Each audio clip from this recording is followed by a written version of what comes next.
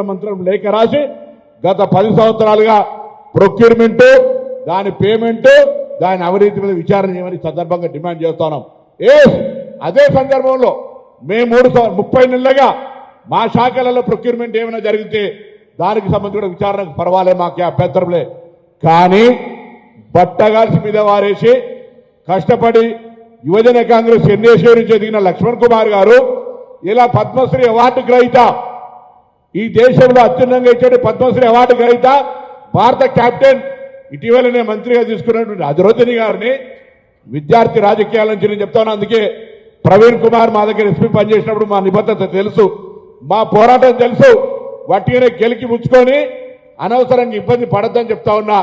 కేటీఆర్ గారు కూడా మా శాసనసభ్యుడు, మీకు కూడా తెలుసు సోదరా, అనవసరంగా ఎవడు ఏదో సమాచారం ఇస్తే గతంలో 10 ఏళ్ళు చేసిన కాంట్రాక్టర్ ఆ నోటికాడి కూడు వేయిందని, అక్రమ సంపాదన వేయిందని తప్పుడు సమాచారం చేయవలసింది మాట్లాడకండి. మీరు విచారణ తెలుసుకోండి, లేదా బహిరంగంగా తాడు బొంగురం లేని మీ ప్రవీణ్ కుమార్ చెప్పండి. మేము ఏమైనా చేసినామో ఆ పేపర్లు బయట పెట్టమనండి. నా దగ్గర పేపర్లు మొత్తం రికార్డు తీసుకొచ్చినాం, కానీ ప్రెస్ ముందట్లో లేదా తాడు బొంగురం లేని వాళ్ళ బొంగడం చెప్పం. అయితే శాసనసభకు ప్రాతినిధ్యం వహిస్తున్న ఎమ్మెల్యేలుగా, మాజీ మంత్రులుగా ఒక చట్టసభల పట్ల గౌరవం ఉంటుంది, వాళ్ళ ముందర చర్చ చేయడానికి సిద్ధం.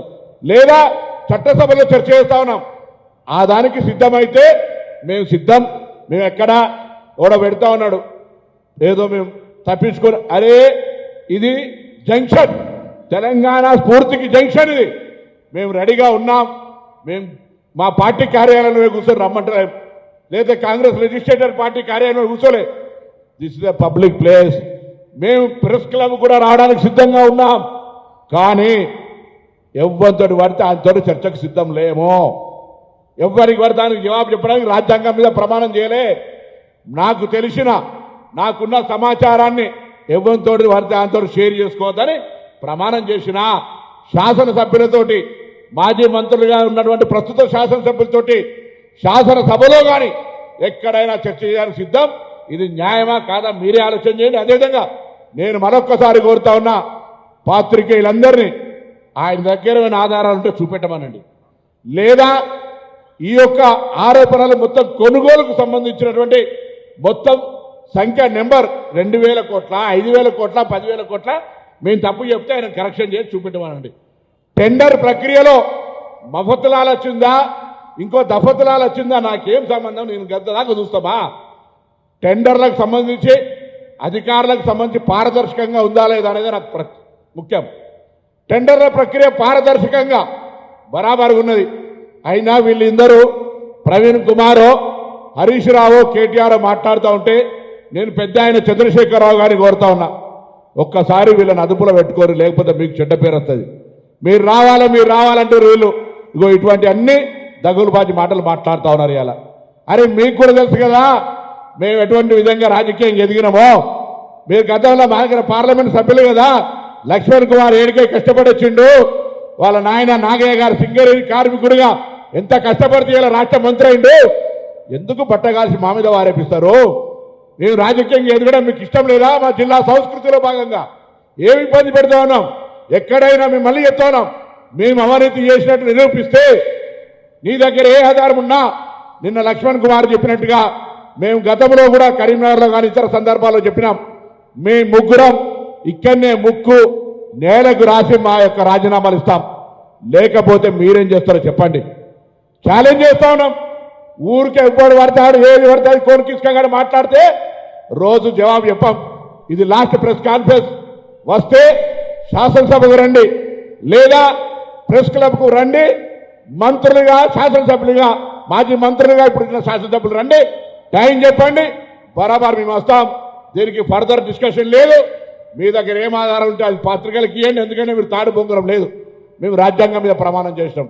అంతకంటే ఎక్కువ చర్చ, ఎక్కువ వీళ్ళ గురించి పూర్తిగా దగులుబాజీ లెక్కలు ఉన్నటువంటి వాళ్ళ కోసం ఇంతకంటే ఎక్కువ మాట్లాడితే మంచిది కాదు. కాబట్టి మరొకసారి తెలియజేస్తా ఉన్నాం, మేము ప్రజాపాలన ప్రభుత్వంలో పేదలకు న్యాయం జరగాలని కాస్మెటిక్ ఛార్జ్ పెంచినాం, మెస్ ఛార్జీలు వాళ్ళకు ఉండేటువంటి డైట్ ఛార్జీలు పెంచినాం. పారదర్శకంగా మా యొక్క ఆలోచన మేరకు ఉప ముఖ్యమంత్రి గారు గ్రీన్ ఛానల్ ద్వారా పేమెంట్ చేస్తారు మీరు పెట్టిన బకాయిలతో సహా. మహాత్మా జ్యోతిబా పూలే 327 హాస్టల్ ఉంటే 301 ప్రైవేట్ బంగ్లాలు ఉన్నాయి. మీరు ఇచ్చినటువంటి పటాతో పంకు ఎవరు టీఆర్ఎస్ నాయకులు బంగ్లా ఉంటాడో స్కూల్ శాంక్షన్ చేసి అరకొర వసతులతోటి పోల్ట్రీ ఫారాలను పెట్టినారు. ఇవాళ మేము ఇంటిగ్రేటెడ్ పక్కా బంగ్లాలు కడతా ఉన్నాం. వాళ్ళ సంక్షేమం మేము ఆడికే వచ్చినాం. మేము ఎస్సీ ఎస్టీ బీసీలుగా ఎదిగినాం. వాళ్ళ సంక్షేమం మా బాధ్యత. వాళ్ళు ఇచ్చే దాంట్లో నోటికాడ రక్తం కూడి తినేంత నీచ స్థాయికి దిగజారలే. నువ్వేమైనా గతంలో ఆ యొక్క సోషల్ వెల్ఫేర్ ఆఫీసర్ ఉండి నువ్వేమైనా తిన్నావు కావచ్చు, ఆ అలవాటు కొద్దీ ఏమైనా ఆలోచన చేస్తుండొచ్చు. మళ్ళొక్కసారి చెప్తానా, ఒళ్ళు నాలుక అన్ని దగ్గర పెట్టుకొని మాట్లాడేది ఇక్కడ తెలంగాణ ఉద్యమకారులుగా బలహీన వర్గాల బిడ్డలుగా భూమి మీదకే మొదటి తరం రాజకీయ నాయకులు ఎదిగిన వాళ్ళం. ఏది పడితే ఎవరు పడితే అది మాట్లాడితే జాగ్రత్త అనే మాట కూడా సందర్భంగా మనం చేస్తూ మేము మళ్ళీ చెప్తా ఉన్నాం.